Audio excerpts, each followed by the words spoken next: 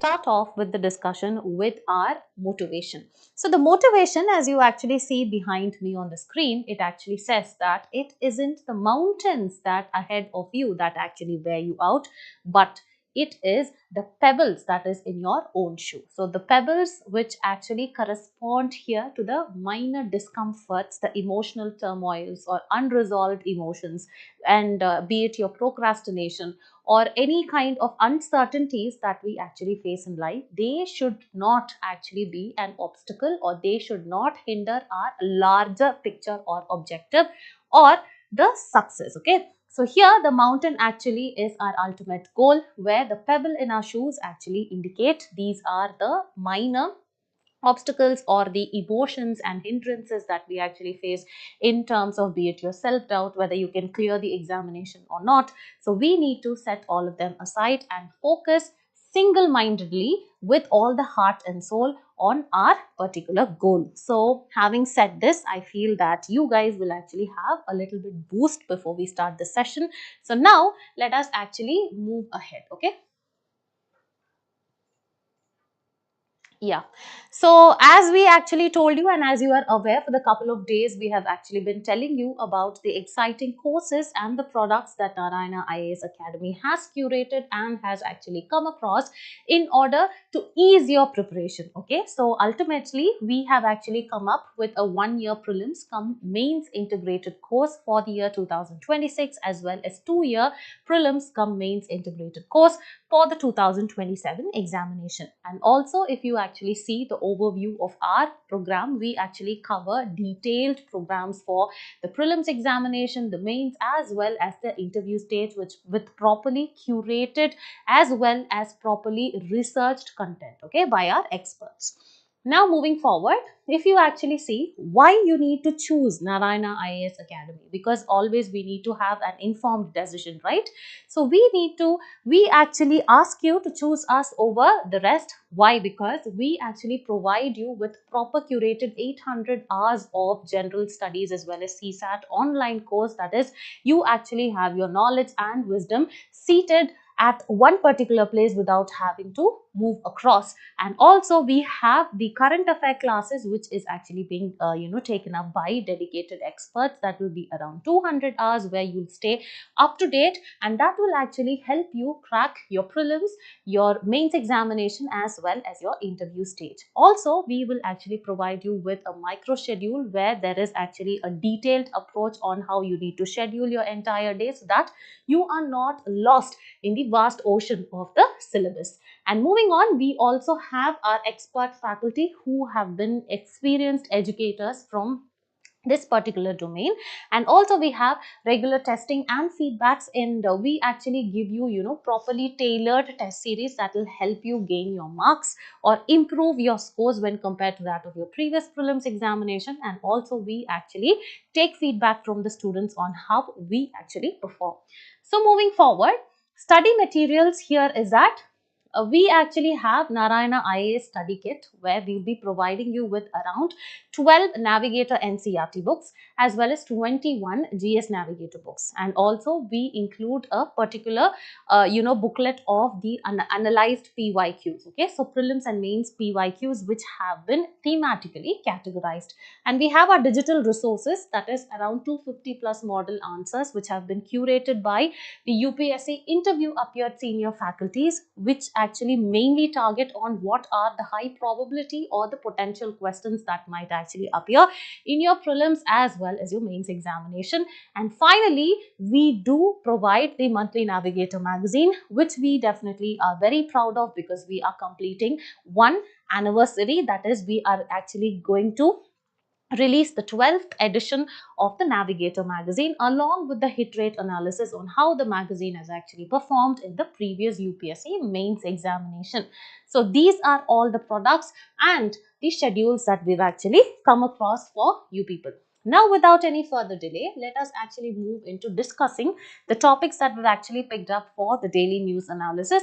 So, the first topic has actually been picked up where we will be discussing about the mains perspective of the production linked incentive scheme, and this has been picked up from page number 17 of the Indian Express. Okay, so here we'll be looking into what are these production linked incentive scheme, what has been the outlay, that is the budgetary outlay, and we'll also be looking into what are the 14 sectors that have actually been focused on, and finally we will actually analyze the performance of the scheme and what are the challenges. Okay, so we'll be looking at that. Moving on, the second article has actually been picked up from the text and context page of the Hindu.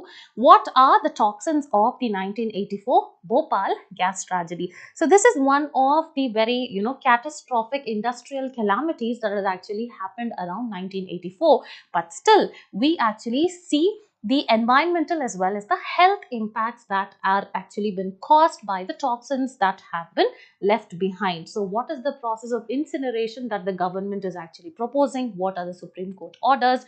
What have been the persuasion or the orders of the National Green Tribunal? All these things we'll actually be discussing here, and more predominantly we'll be looking into what are the different toxins and the kind of health impacts that they actually create. So this is what we'll actually be discussing here.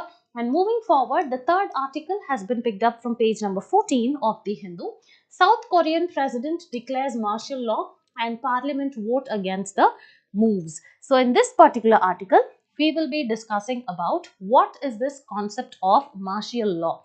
How is it actually different from the concept of military rule, and also we will be looking into the instances of national emergency as well as the martial law, under which conditions as well as which provisions of the constitutions these are imposed, and who is the authority who can actually impose such laws. Okay, now moving forward, the last article that we'll be discussing about is US approves around 1.17 billion deal for equipment for these 60, that is MH-60R helicopters. So any kind of defense deal that India actually signs with any of the counterparts, that is in this case it is the United States, and how we are actually performing with respect to that of our defense import and exports, and what is the particular missile or any kind of a helicopter that is in use, what are the characteristic features, all that we actually need to know for our science and technology purpose for both the prelims as well as mains. Now let us quickly move into discussing the first topic, that is why some PLI schemes are in slow lane and what the government is actually doing about it. So this particular topic we'll be discussing about the PLI scheme, as you know, and it is a part of the manufacturing sector because the scheme is actually a flagship initiative by the government in order to boost the domestic manufacturing and production. So that is why we'll be discussing about this manufacturing sector. And this particular topic becomes very, very important for both the prelims as well as the mains examination. And if you see under mains examination, it is under GS paper 3 economy, mobilization of resources, economic growth and development. Okay, so now moving forward, there has been a previous year question in the year 2017 which actually asked regarding the of the failure of the manufacturing sector in achieving the goal of labor intensive exports. So here all the sectors of the economy, be it the primary, secondary and the tertiary, starting from agriculture, manufacturing and services, become very, very important. The trends, the government initiatives and what are the performances, the goal, etc. is very, very important for both your prelims as well as the mains examination. Now moving forward, let us understand why this particular article is in the news. Okay, so this particular article you can actually find from the Indian Express. Okay, it's in the first page, and here it assesses this particular PLI scheme, that is the production incentive, that is a production linked incentive. For example, let me actually explain what is a production linked incentive scheme to make it easier for you to understand. For example, if I am a company and if I am having a domestic unit, okay, so if this is my unit of production, and here if I am producing X amount in a particular month, where the next one I have exponentially increased and then it has become increased and then my production becomes more, for the amount of production that I am actually contributing, the government is giving me incentives. Why government is actually giving incentives? Because I am actually boosting the domestic production for my country. as well as reducing the import bill. Okay, so this is actually the purpose why the government gives me incentives for increase in my production. So that is what, it's as simple as that. Okay, so the article talks about the PLI scheme, and it also discusses about what are all the achievements of this particular scheme, that and which are all the sectors India has actually the scheme is actually applicable, and also it critically examines the challenges that are faced by this particular scheme.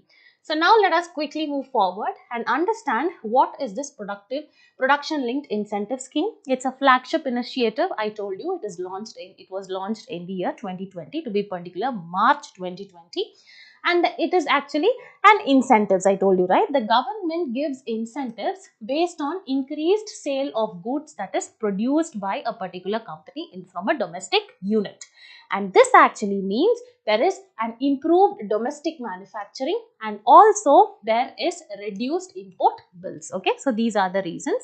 Next one is the companies, by using these incentives, can actually build, or it can even expand the existing manufacturing units, and it can also lead to establishment of the foreign companies shops, that is foreign companies can set up their shops in India. And PLI, it is what to say, this actually involves, that is the government gives incentives to the scheme rather than investing in the scheme. Why? It's because there is, these kind of capital incentive sectors are there. For example, if there are sectors like drones, if there is something on pharmaceuticals, so these are all, or you take electronics. Okay, so these are all capital incentive sectors. So the government actually does not invest in it. Why? Because the payback period is actually very, very long. What do you mean by payback period? For example, if I am investing an amount in this particular sector, I need to get some profit back, right? So the amount of period, that is the tenure in which this particular capital intensive sector is going to give me the result, is going to be huge. For example, drone sector, if I'm going to invest in some technology or the manufacturing, what happens? It's going to provide me after the profit after 20 years. Okay, so immediate, this one is not there. Since the responsibility or the obligations that is faced by the government is actually manifold, they do not invest in this. Instead, if I actually produce more in my manufacturing unit, thereby actually boosting the domestic production, what happens? Incentives is actually given to my particular company by the government. So this is why the production linked incentive, that is PLI, was it has actually it was introduced for this purpose. So the outlay was around 1.97 lakh crores, and this actually sums up over 24 billion US dollars, and it majorly focuses on 14 critical sectors in order to drive the investment in high tech industries. That is, companies actually come together and they invest in particular sectors. Okay, and then to drive the domestic manufacturing capabilities and to enhance India's global competitiveness. If India's actually, it increases the exports and reduces the imports, then what happens is that we actually make the ease of doing business environment also conducive. Then what happens? Our global competency actually increases. So that is what it is. Okay. Now moving forward, the budget outlay and the covered sectors. Okay, I have actually chosen very light colors. Okay, let me read it out to you. It is not visible over here. So the 14 sectors that this particular PLI scheme actually covers includes large scale electronic manufacturing, your mobile phones, etc. Next one is critical key starting materials or drug intermediaries and active pharmaceutical, basically pharmaceutical industry. Next one is manufacturing of medical devices like your CT scans, etc. Okay. Next one is automobiles and auto components, pharmaceutical drugs, then specialty steel. It includes even IT hardware, telecom and networking products, and then white goods. Okay, so here it is important to understand what is white goods. This includes the air conditioners as well as LEDs. And finally, it has food products, textile products, high efficiency solar PV modules, advanced chemistry cell battery, drones as well as drone components. Okay, So these are all the 14 sectors that are actually involved in this PLI. And if you see the approved PLI outlay, see, these numbers are not very important, but the highest investment or the highest subsidy or the outlay is actually towards this electronic manufacturing, right? Large scale electronic manufacturing. So this is the largest one, large scale electronic manufacturing, and the lowest is the drones and the components, where it is around 120 crores. Okay, so this is not that important, but the trends is very, very important. Now moving forward, let us actually see what have been the key achievements so far by this particular PLI scheme. It's been 4 years, right? Introduced in 2020. So first one, investment realized. Okay, now around 1.46 lakh crores have been invested towards these kind of those 14 sectors. Next one, the production value, that is how much of production has it actually given so far or yielded so far, is around 12.50 lakh crores. Next one, it has actually generated employment worth, what to say, 9.5 lakhs. Okay. Next one is exports around 4 lakh crore. Okay, so this is what is very, very important. Now moving forward. Okay, now sector specific achievements under the PLI scheme. Okay, how different sectors have actually performed under the PLI scheme. So first one, large scale electronic. 1 minute. First one is large scale electronics manufacturing. Okay, so this has actually, so the PLI scheme, they have been giving incentives to these companies or these industries which are actually producing more. So that has resulted in transformation of India from a net importer to a net exporter of mobile phones. This is a very, very big achievement for us. For example, if you see, the mobile phone exports alone actually sums up, that is, to 5 crore units we've actually exported. And also you have the foreign direct investment that has increased drastically to around 254% in this particular LSEM, that is large scale electronics manufacturing. Then if you see pharmaceuticals, medical devices and bulk drugs, India has actually become the third largest global pharmaceutical producer by volume. And out of the total production, what happens is that exports is 50% of how much we actually produce. And this actually reduces the reliance on our imports, particularly on the key bulk drugs like penicillin G. And also India is actually domestically producing or manufacturing the medical or critical medical devices like the CT scanners, then MRI machines, etc., which are very, very important for our health infrastructure. Now moving on to the automobile industry, we have actually attracted around 70,000 crores investment. Okay, so this has exceeded or far exceeded our targets, which was initially around 20,000 crores. And then production of high-tech automotive components are actually there. This is actually strengthening India's position in the global automotive sector. Now moving forward, next is renewable energy and solar PV. So this, the first phase that was already released. Here it was around 4,500 crores, where they were actually setting up of solar PV module manufacturing capacity. And in the second phase, you have 65 gigawatts fully or partially integrated solar PV capacity. This is just to know how different sectors have actually performed under PLI scheme, which can be a possible mains question. And telecom and networking products, we have actually achieved around 60% import substitution. Okay, that is, we have produced so much domestically that we need not have to rely on the imports from the other countries. So we've achieved 60% import substitution in the telecom products, and also we became a major exporter of 4G as well as 5G telecom equipments. Okay.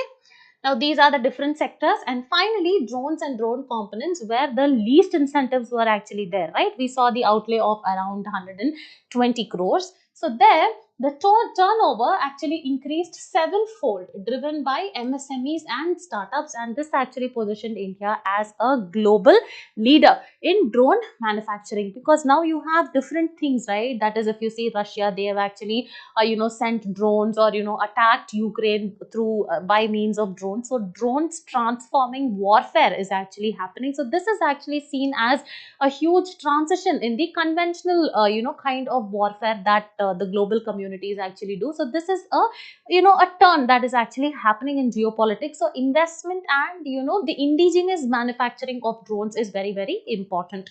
So that is why we are focusing on this one.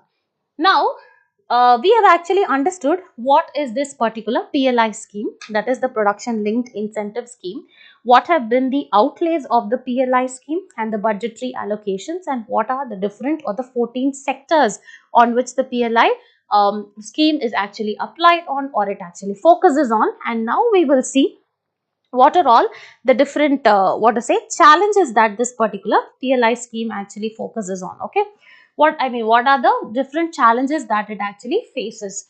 The first one is there is slow progress in certain sectors. For example, if you actually take sectors like textile, if you say, the battery manufacturing and also automobiles, what happens? Setting up manufacturing units for these sectors have become very, very difficult. So there has been very slow progress in some sectors like textiles, etc. Next, there has been insufficient focus on demand side. Okay, see, now we are actually focusing on increased supply, right? So we are boosting the manufacturing, so that is going to give supply and we are going to export. So apart from export to the other countries, what are the measures that the government is actually taking or the companies are taking in order to focus on the demand side? That is what is very, very important, particularly in the sectors that actually involve mass consumption. So that is one thing.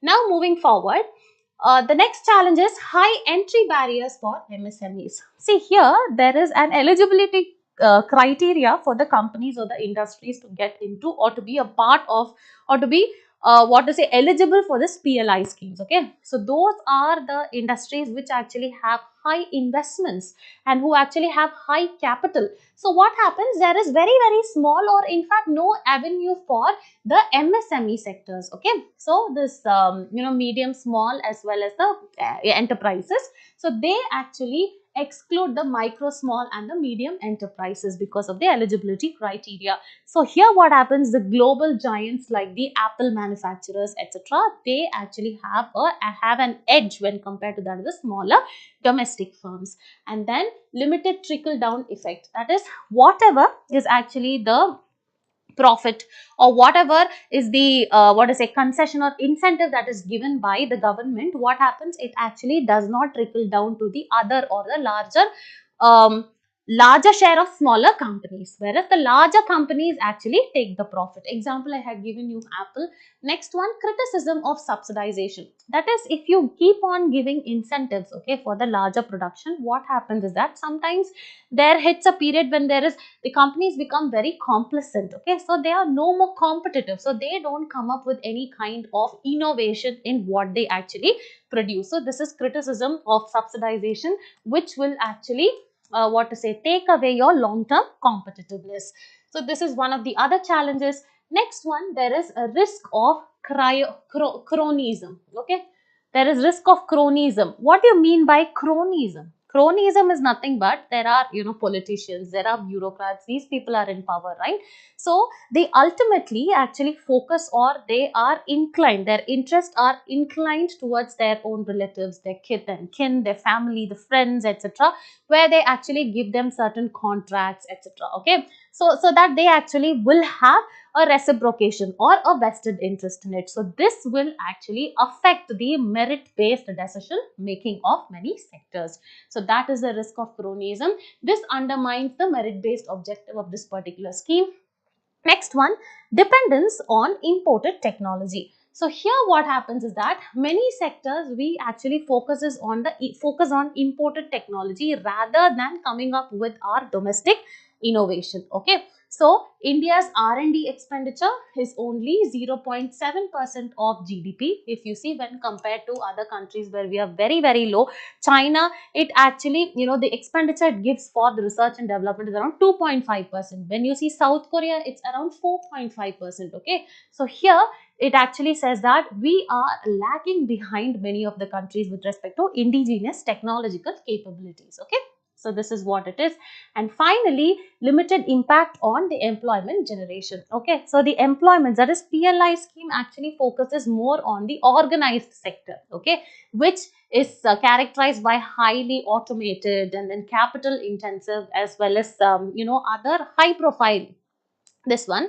So what happens is that it actually does not cater to the larger unemployment problem that India actually faces. So this is one of the other challenges of the PLI scheme. So what is the way forward? So as we discussed, along with the supply side, we need to increase the demand side interventions also. We need to actually give them kind of targeted subsidies in order to motivate them to buy the locally or indigenously produced products, and in such cases you need to give them tax rebates as well.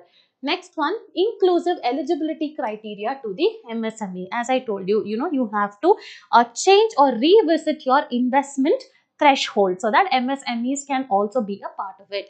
Next one, you have to boost the domestic innovation as well as R&D. This is how, a part of the incentive that is given to you, that has percentage of it actually has to go into the research and development in order to boost that particular sector. So this is what is it. And then there has to be periodic impact assessment. That is, there has to be, periodic cost benefit analysis, whether you are using it rationally or not, and what are your KPIs, that is key performance indicators. All this actually have to be, done periodically. Okay. Now moving forward, see, Narayana IAS Academy, apart from coming up with different products as well as different courses for you, we also come up with interesting and innovative sessions that is called as Samvad, where you have an exchange of thoughts, where we have esteemed dignitaries. If you see here, it is Mr. or Dr. Jayaprakash Narayan, with whom there will be a live webinar that is actually scheduled between 10:30 a.m. to 12 noon, which is on the 10th December 2024, where he would actually share his expertise as well as the thoughts on different things about life with respect to the UPSC civil services, etc. So but please do register and be a part of our live webinar, so that you need to you can actually take home better wisdom as well as knowledge. So now let us actually move to the second important article for the day. What are the toxins of the 1984 Bhopal disaster? So this is one of the easiest things, but here you need to know UPSC has always been asking, given a chemical, it will actually ask you what are all or which are the following chemicals that actually give an impact on the health or environment, or they can ask what are the effects this particular chemical will have on the health. Okay, so this actually becomes very, very important, where we'll be discussing about Bhopal gas tragedy, the toxins and the environmental and health impacts. This is important for both your prelims as well as the mains examination under general science, as well as applications of science in everyday life and environmental pollution and degradation. Okay, so before all that, it is important for us to actually understand the previous year question. In 2020, there was a question on ammonia, sulfur, etc., and which is a raw material that is actually used for the phosphoric as well, phosphoric acid fertilizer, etc. So these kind of terms, and what are the components of these fertilizers, etc., or what are all the elements or the components which are actually used for treating the solid waste, treating the environmental waste, the plastic waste, etc., becomes very, very important. Okay. Now moving forward, why is this particular article in news? Recently, December 2nd or 3rd, that actually marked 40 years of this Bhopal gas tragedy, which actually took place in the year 1984. Okay. So, the Bhopal gas tragedy, it was a catastrophic industrial disaster that took place in December 1984. This has caused long-lasting impact on both the environment as well as the health. It is because what happened is that because of the gas tragedy, a large amount or tons of gases were actually leaked from this particular pesticide plant in Bhopal, which is located in Madhya Pradesh. So now let us actually understand what happened. So what happened was, in 1984, there was this industrial catastrophe, we can say, that is the Bhopal gas tragedy. Okay, where hundreds of tons of toxic substances and gases got released from a pesticide plant. Okay, so here what happened is that there was this company, that is Union Carbide Corporation. So this UCC, this is actually, it was a US MNC, okay, the United States MNC, and its subsidiary was the Union Carbide India Limited. So this subsidiary actually established a pesticide or insecticide plant. Okay, so in the year 1960, they are actually coming up with a plant that is used for production of pesticides as well as insecticides. Okay, so what happened is they actually wanted to produce the insecticide that was actually called as carbaryl. Okay, in order to produce this particular carbaryl in large quantities, you actually need two components. You need methyl isocyanate that actually has to react with naphthol. Okay, and if you see this methyl is isocyanate, what happens is that it's such a toxic compound that its smallest reaction with little amount of water itself releases huge or immense heat. Okay, so what had happened is they had actually had a tank where they stored this MIC, and there was an influx of large amount of water on the eve of December 2nd or 3rd, 1984, where it actually caused huge, fuming flames, and the heat was also not very, the heat was actually not very controlled, okay, by the cooling equipments, because they have also been diverted for other purposes. So what happened? The fumes were actually released into the atmosphere, and per se this particular methyl isocyanate does not actually have any kind of smell, so it was not been deducted. However, the prolonged exposure to it actually has its own irritation and other ill effects. Okay, so this actually had costed a number of lives. Okay, around 4,000 people had died and 5 lakh people were actually injured. And if you see the environmental or these toxins that has actually been left behind in the environment still are there in traces in this particular site. Okay, so now let us actually move into this particular article. So this Bhopal site has actually been contaminated with hazardous chemicals, and so there are number of challenges that the government is actually facing in waste management in order to clean it up, or incineration. What do you mean by incineration? The Supreme Court actually, what happens, the government itself, the central government gives certain amount of funds to this particular, Madhya Pradesh government in order to incinerate these particular toxic materials. Okay, what do you mean by incineration? It's a large scale burning or burning of tons of materials that are actually left behind in order to convert that into ash, so that the toxicity is actually reduced. But again, what happens? It actually leads to fumes, then air pollution and so on. So they are not able to do it. The Supreme Court has actually directed for incineration, and also there have been several orders that have been given by the National Green Tribunal, but they are not able to curb it. Okay, so there is an immediate action that is required, so that the corporations are actually accountable in order to come up with the projects which actually focus more on the public health, and also to prevent any kind of such future catastrophes. Okay, so this is what it is. Now let's quickly go through. Can you see her, the poor lady who has actually been affected by the menace of this Bhopal gas tragedy? So here, this is Bhopal, Madhya Pradesh, and here what happens, there are toxins, this actually linger, and they are lingering for 40 years and so on. So this is actually the history that I actually told you. This was the pic that has been given in your Hindu newspaper. Not so important. Now, this actually becomes very, very important. These are the list of toxins and the kind of impact it actually has on health and environment. I will take you through this very quickly one by one. First, if you see hexachlorobutadiene. Okay, so here when inhaled, ingested or absorbed, it actually causes severe liver damage that is called as hepatic steatosis. Okay, so this is hepatic steatosis, kidney cell destruction, and impacts the brain activities, and also it is a very it is very corrosive and has a corrosive effect on the human tissues. So this is number one. The chloroform.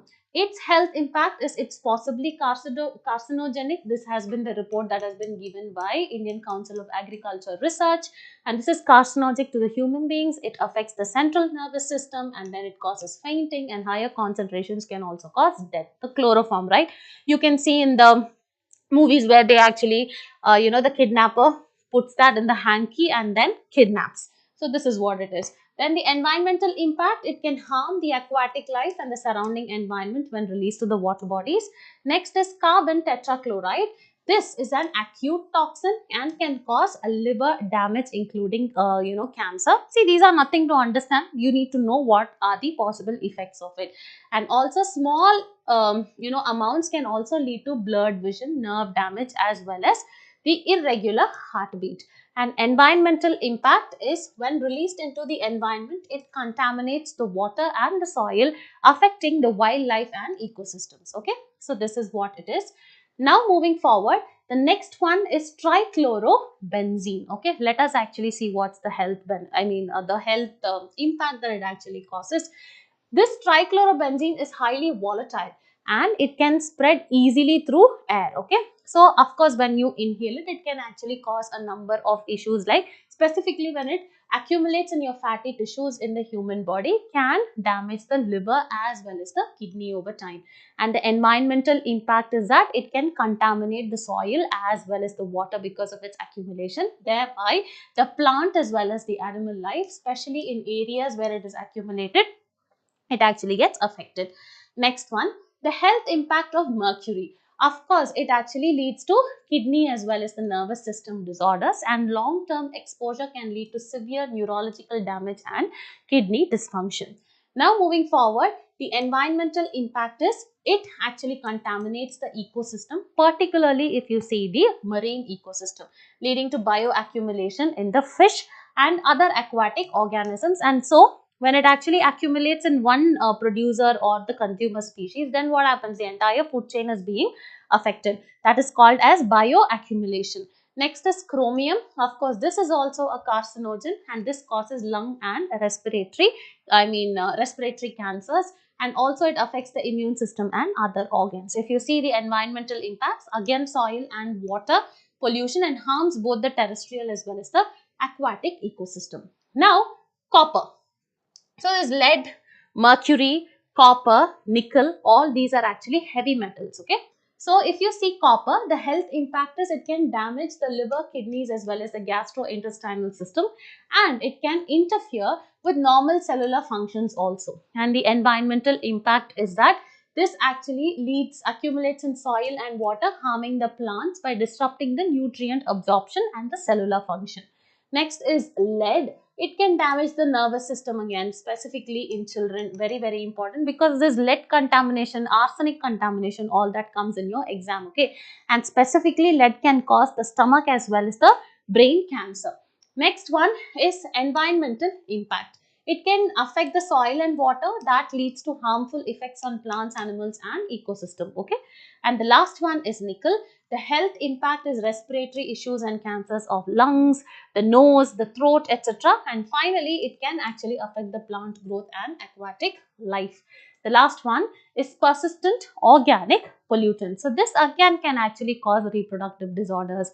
There is disruption in the immune system, cancer, etc. And they accumulate in the fatty tissues and they pose a long-term risks. And environmental impact is contaminating water, soil as well as the food sources. Okay, so here we've actually done about the Bhopal gas tragedy. Now let us quickly move to the next article. South Korean president has recently declared martial law and the parliament has voted against this particular move. And this particular article becomes very important, as we'll be discussing the South Korean crisis as well as the type of the government, that is what kind, whether it is a presidential form of government and how it is actually different from that of India. So what do you mean by martial law? How it is different from that of the military rule, and what are the different kinds of emergency, etc. will be discussed here. So let's quickly move into it. So here there has been a previous year question regarding examine the procedures through the president, how the president of India as well as France are elected. So similarly, the election of South Korea versus India, that way it might be asked in your examination. However, South Korea, I don't think it's a very important topic, but you never know because of the unpredictability of this particular examination. Now moving forward, let us actually see why it is in news. The South Korean president has recently declared the state of emergency as well as martial law. So, however, he had actually withdrawn the emergency. This is due to the increased tension that the current president actually has with that of the, the opposition party. And also, what happens? He actually stated that the emergency and the martial law was declared because of the anti-government activities that the opposition was doing in sidelining or inclining with the policies of North Korea. So, this was the reason. Okay.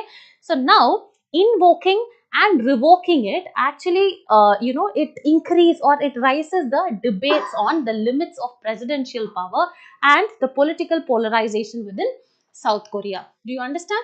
So now moving forward, let us quickly understand what is emergency and martial law. First, you need to know what is emergency. In India, emergency is nothing but it is a period of national crisis, okay? And it actually affects the normal functioning of the country's governance.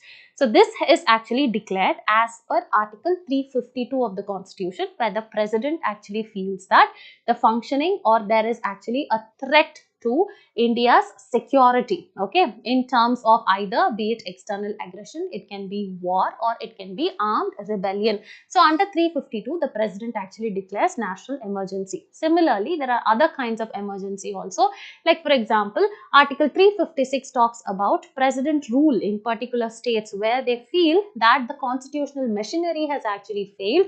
There is imposition of this particular article 356, and finally it is 360 which actually talks about the financial emergency. So here we've actually discussed what? We've discussed about what is emergency, what is the article with respect to national emergency, who declares it, that is the president, and then article 356, it talks about president rules in the state, constitutional machinery, and finally financial emergency under article 360. Now, what do you mean by martial law? It is nothing but it is a temporary imposition of military authority. So that this can actually be in a particular space, I mean particular area, or it can be nationwide also. But this does not actually find explicit mention in the Constitution of India. So it actually does not find an explicit mention in the Constitution of India. However, if you see Article 34, this actually talks about the parliament can actually suspend the fundamental rights during martial law.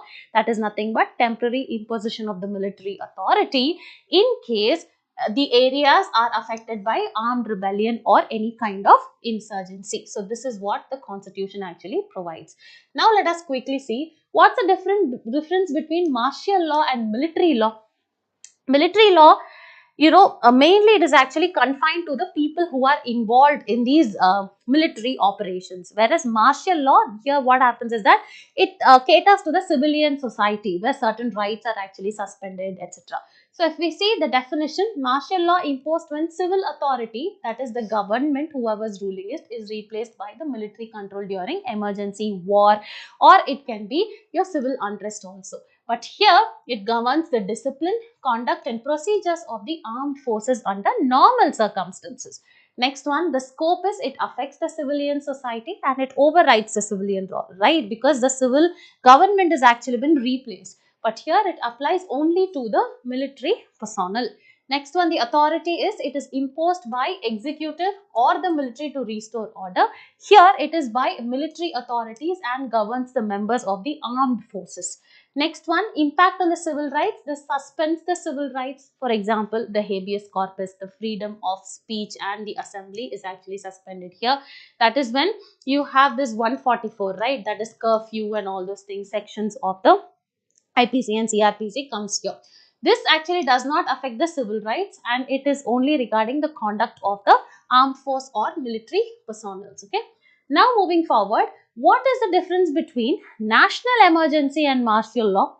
Here, as you know, This is actually explicitly mentioned in the constitution under 352, where the president can actually declare a state of national emergency if he feels that there is a threat to the security of India in terms of war, external aggression or armed rebellion. Here it is not explicitly mentioned, but you know what Article 34 actually says. Okay, here the purpose is it's imposed during war, external aggression or armed rebellion. Here it is imposed when civil administration is replaced, okay, often due to any kind of civil unrest that is actually created, okay.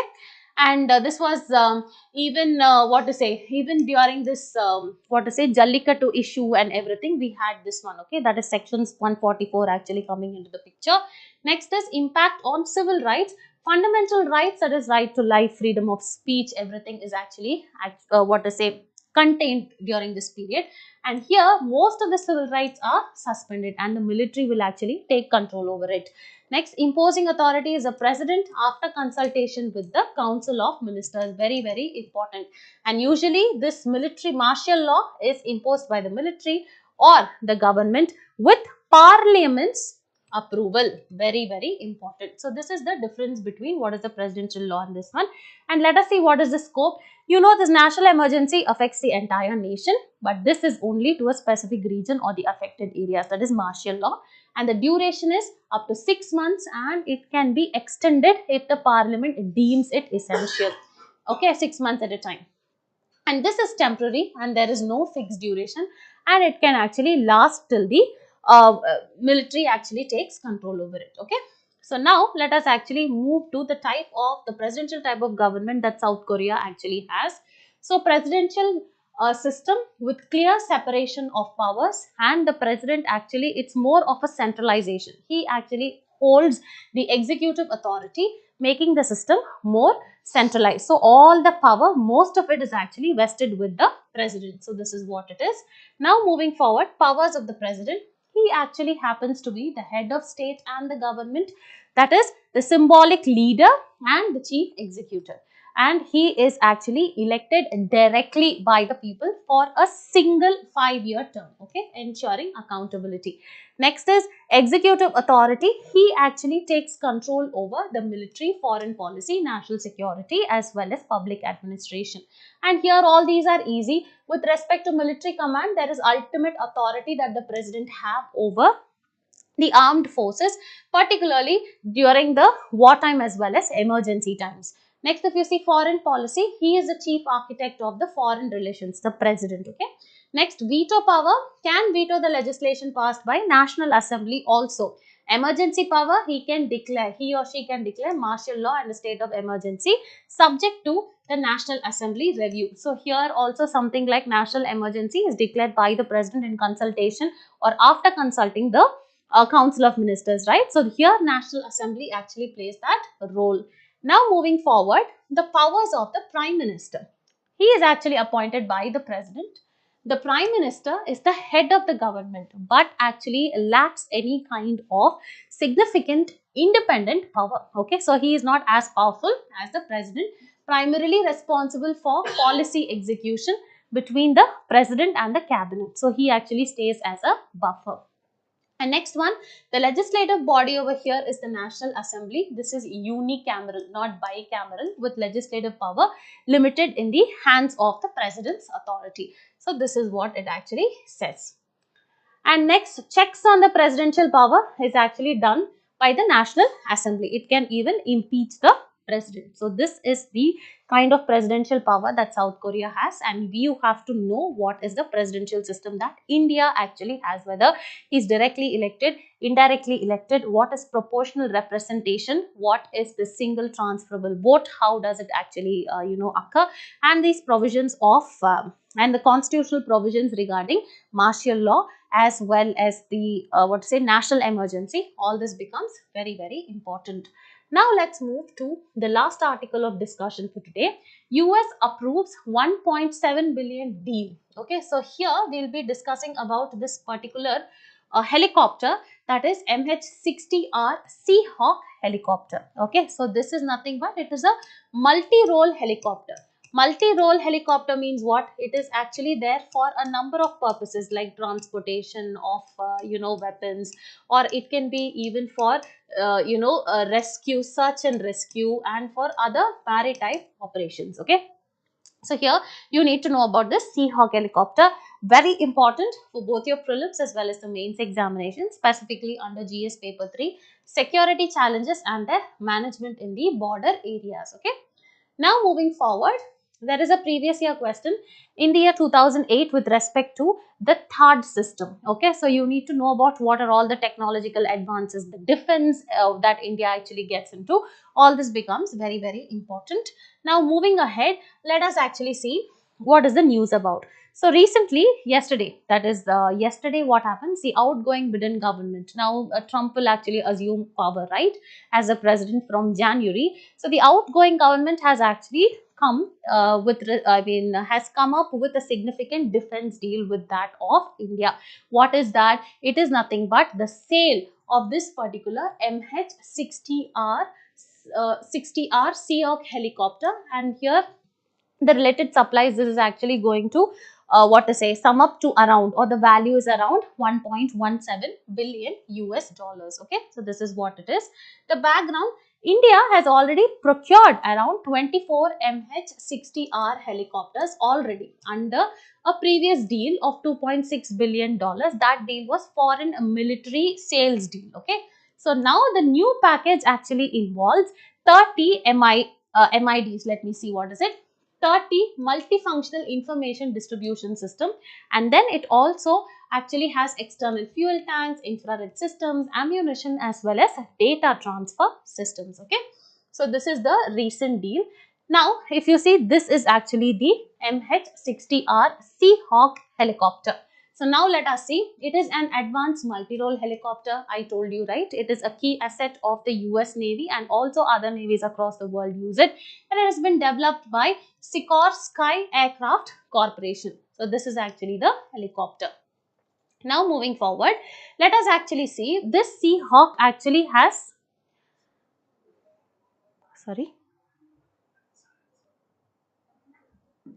So the Seahawk, about this particular helicopter, let us actually see. The Seahawk has various versions. Okay, so here of the 7 S70 family of helicopters, it belongs to S70 family of helicopters, and also it is involved multi-role. I told you, right, it's a multi-role helicopter, so it is involved in anti-submarine warfare as well as anti-surface warfare. What do you mean by anti-submarine warfare? Military operations to detect, track, neutralize the submarines against underwater threats. And also, what do you mean by anti-surface? This actually, so anti-submarine warfare, and anti-surface warfare, targeting and engaging the surface vessels such as the enemy ships, etc. So that is why it performs a number of roles, including search as well as rescue. Now let's see the key features and capabilities. First one, it is multi-role. It is actually been praised for its versatility, because it actually has the anti-submarine as well as the, it is an anti-surface operations, right? And also it is used for search and rescue operations. So done. Then it has advanced sensors. It has multi-mode radar systems. It has the sonar systems, etc.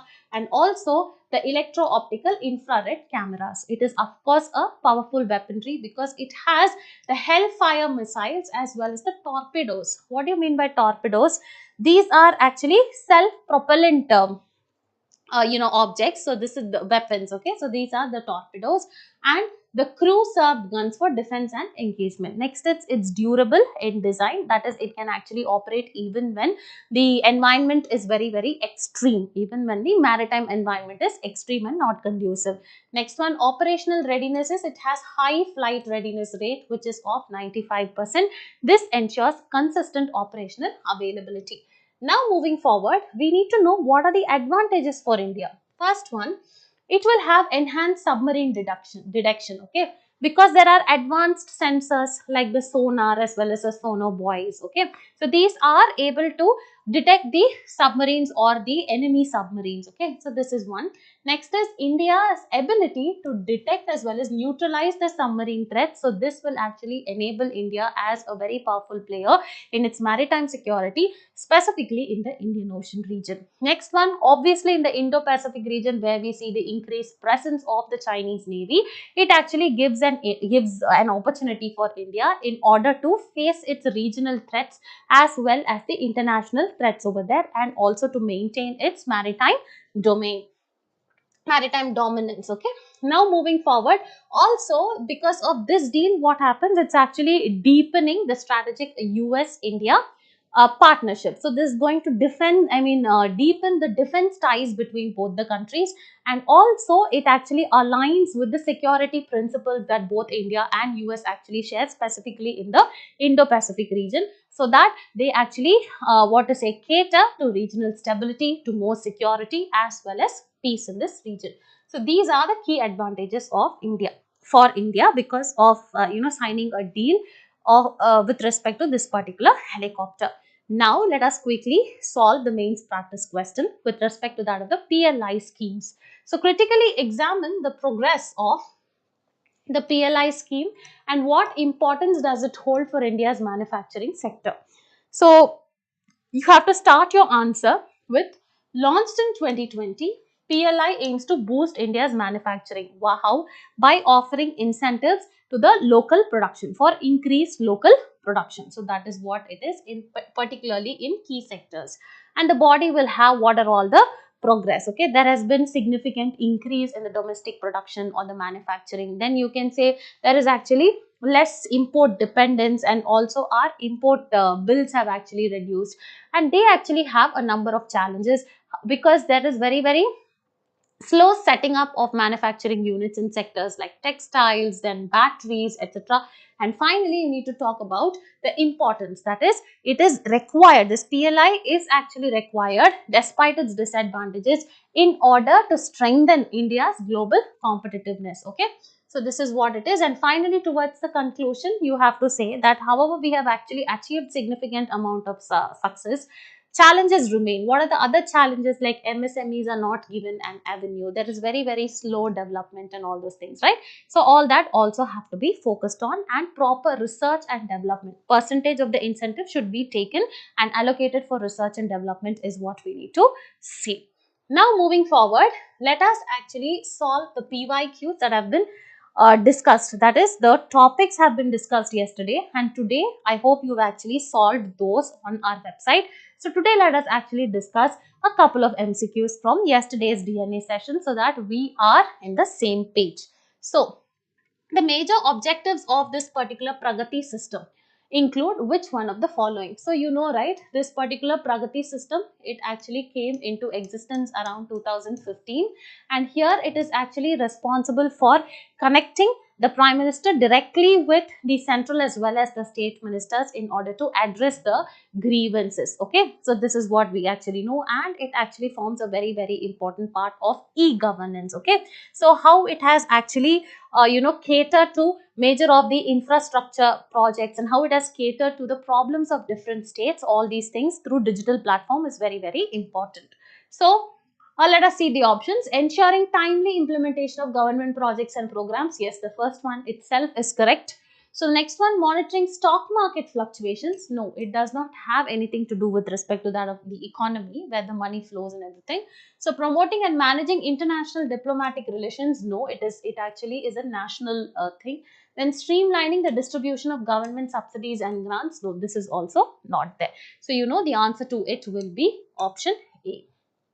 Now moving forward, the second question with reference to the windfall tax. Consider the following statement. So, Pratik sir would have actually discussed with you on what is a windfall tax. Okay. So, if any company or if any individual is actually seeing extraordinary amount of profits due to the external conditions or market fluctuations, then what happened? They need to pay a particular amount of tax, and this is called as the windfall tax. So, let's see what it is. It is levied on unexpectedly high profits, particularly due to external factors. Yes, this is correct. And it can be applied. See, here you need to know tax actually becomes a very important topic. Okay, so value added tax, what is the GST tax, and which are the products under GST recently added, what is the government outlay, what is the percentage of tax like corporate tax, etc. All these taxes, taxation in itself becomes a very important topic for your UPSC. Okay. So it can be applied only to companies and not to individuals. This is wrong because it can be applied to individuals as well. So since the second statement is wrong, here your answer will be option A.